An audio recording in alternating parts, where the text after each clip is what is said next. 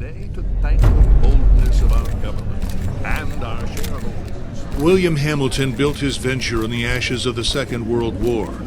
The copper mine he envisioned was ransacking the First Nations' ancestral territories, drawing the wrath of the local people.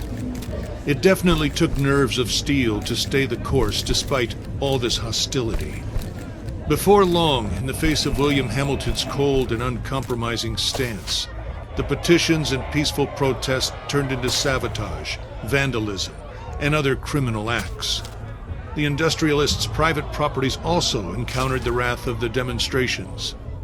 Carl Faubert, a veteran of the Korean War, was hired from Montreal as a private detective to shed some light on this whole thing. But at the end of his journey to northern Quebec, the detective did not only encounter property damage, he also came face to face with the corpse of William Hamilton. The strangeness only kept building throughout the investigation. A powerful, unseasonable blizzard hit the region. Bodies frozen in unbreakable ice appeared. The local fauna began to act strangely and aggressively. Carl Faubert began to doubt his own sanity.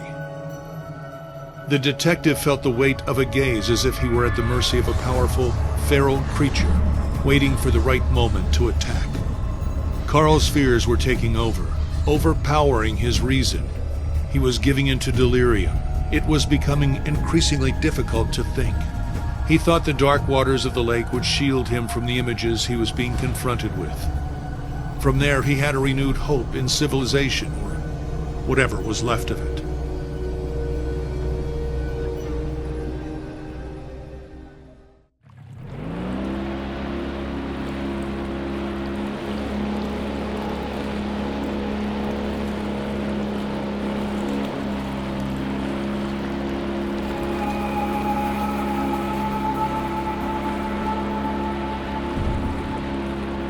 Carl knew that on one of these shores stood William Hamilton's lavish mansion, and there the detective had hopes of finding a way out of the area.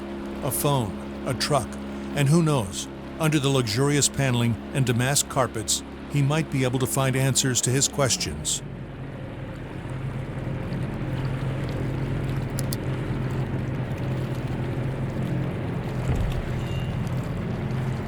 The detective wondered about the floating debris. Had it drifted out from the shore, or had it been abandoned there in the middle of nowhere?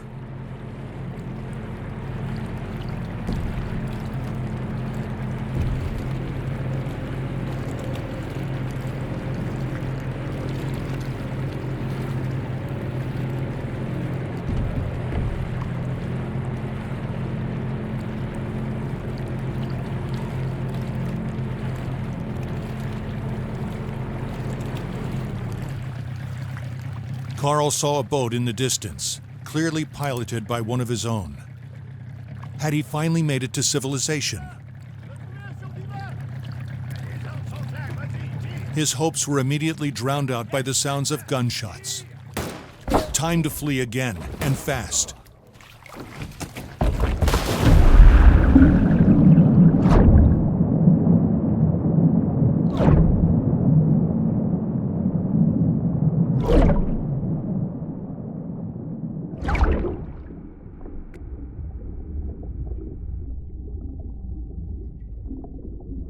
Carl swam without a thought, yet each stroke was desperate. The icy water and his wounds made him feel weaker and weaker. He had to get to shore.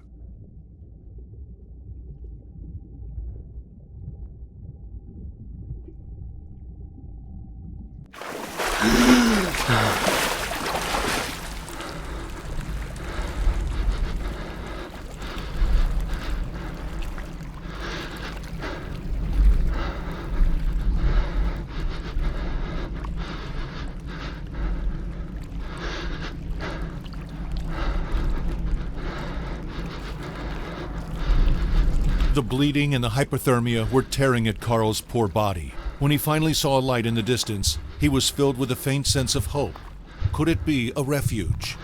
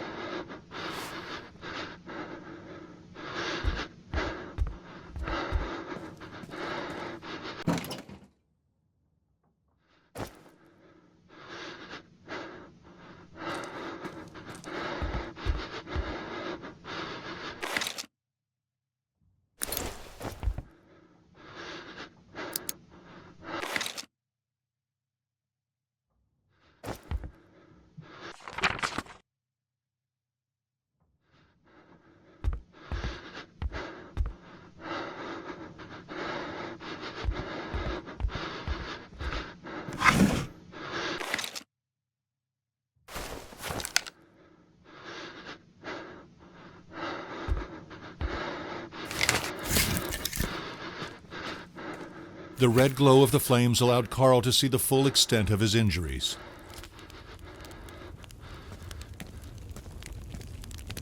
In the warmth, Carl began to feel the stinging burn of his wounds again.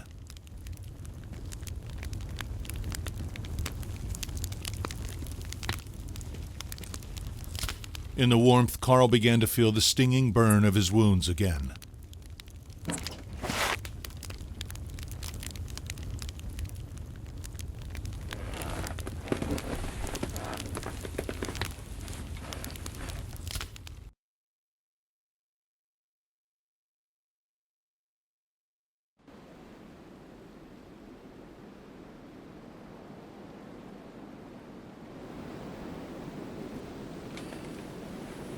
Carl struggled to wake up. His makeshift bandages offered him little time. If he wanted to find the truth, he had to get to Hamilton Manor without delay.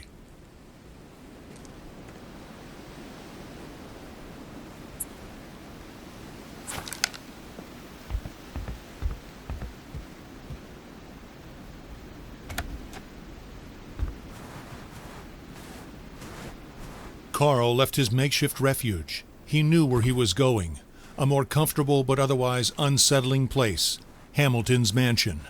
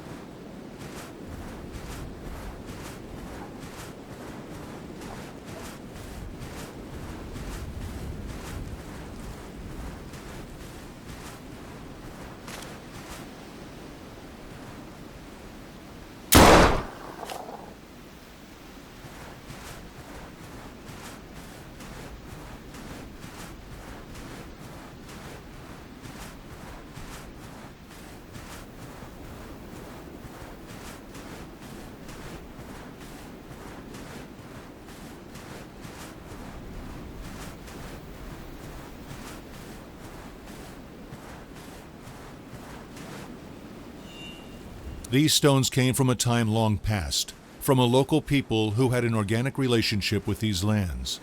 Carl felt somewhat reassured by the construction.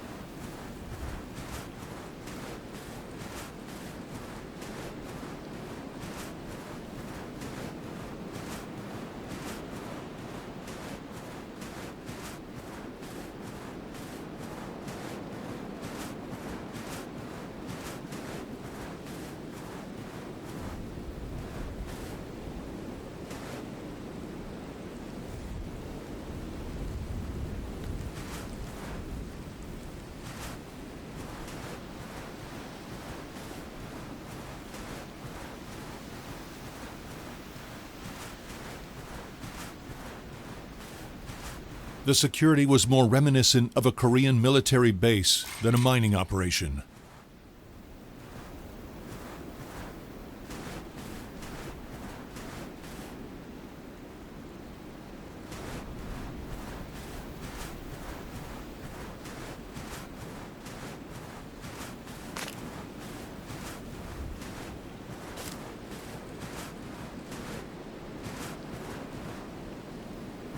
Carl tried to put the horror into perspective. Accidents happen, and in the inhospitable far north it happens more often than not. Nevertheless, a feeling of déjà vu stayed with him, as if the carnage was not over.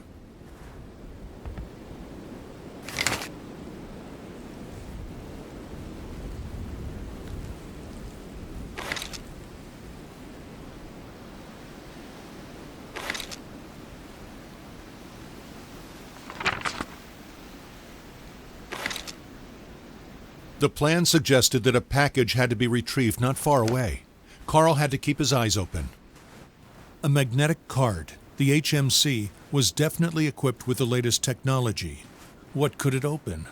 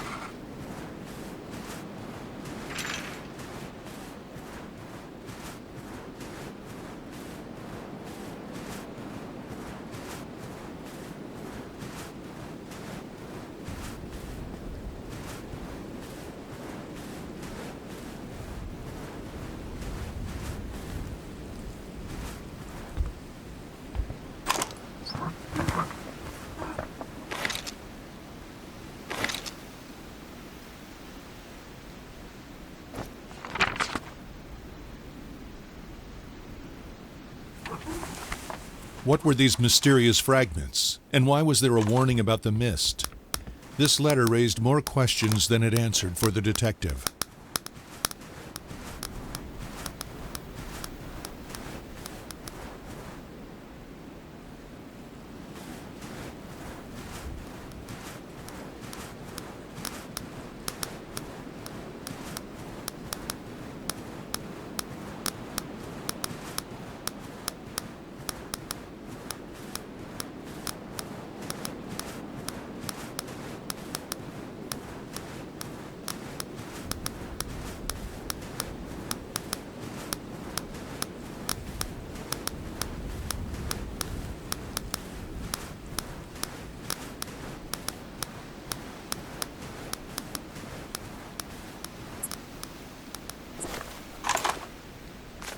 He knew that wolves do not attack people, but still, he had to be careful.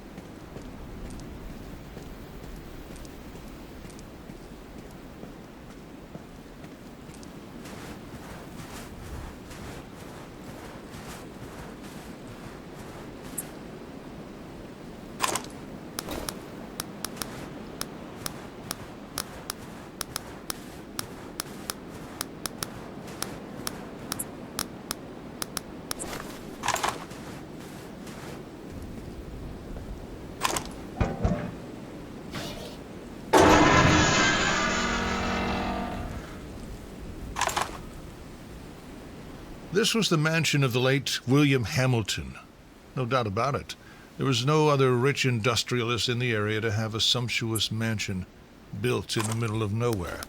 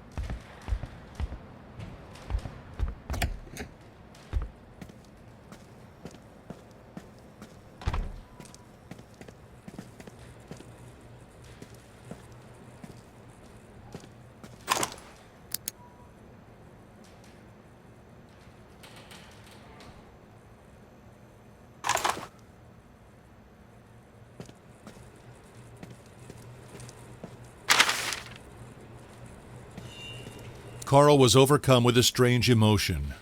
The crossword puzzle was in French, so he guessed it was the work of a Hamilton employee, and not Hamilton himself.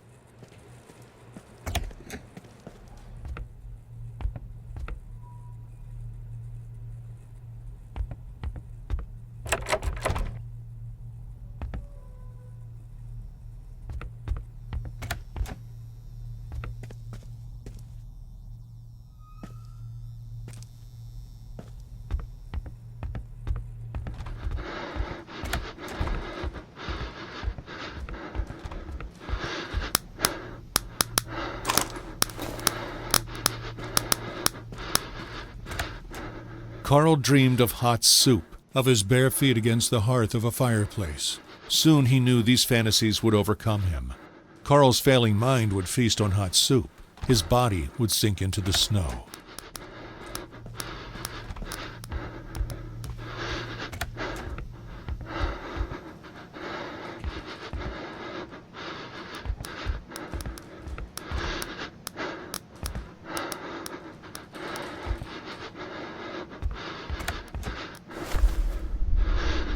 Carl could feel his muscles weakening, his breath wheezing, his body going numb. What was happening to him?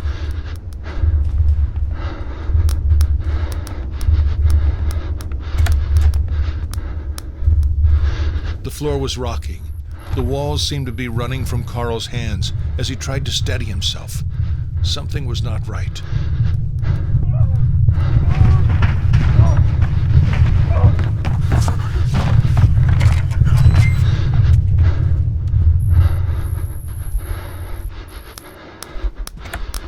The cold was clinging to Carl like hands around his neck. He knew it would soon snap.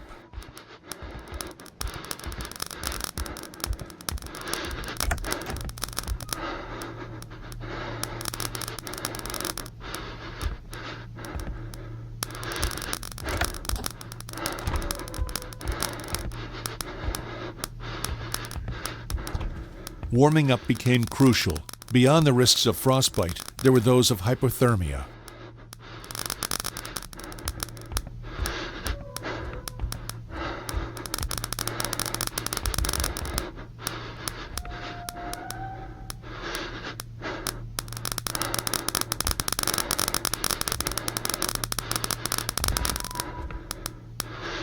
Carl dreamed of hot soup, of his bare feet against the hearth of a fireplace. Soon he knew these fantasies would overcome him. Carl's failing mind would feast on hot soup. His body would sink into the snow.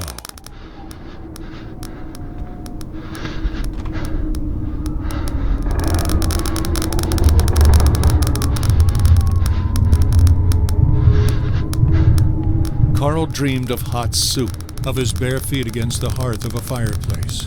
Soon he knew these fantasies would overcome him. Carl's failing mind would feast on hot soup. His body would sink into the snow. Carl was struggling to move forward. His feet could hardly find their way in front of him. He doesn't know which way he came from or the way he's going. Everything seems to be going in a circle, a spiral carrying him. He doesn't know where or how.